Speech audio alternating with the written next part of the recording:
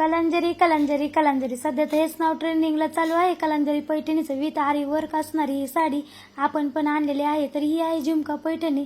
ह्या साडीवरचा ब्लाऊज म्हणाल ना पूर्ण आरी वर्क राहणार आहे आणि जेवढा ब्लाऊज सुंदर आहे ना तेवढीच ना साडी पण खूप सुंदर आहे. साडीची क्वालिटी म्हणाल ना तर एक नंबर अशी साडीची क्वालिटी आहे आणि हायटीला पण ना साडी पुरेपूर अशी साडी आहे. आणि हातावरती पण बघू शकता तुम्ही खूप सुंदर असं आरी वर्क केलेलं काम आहे.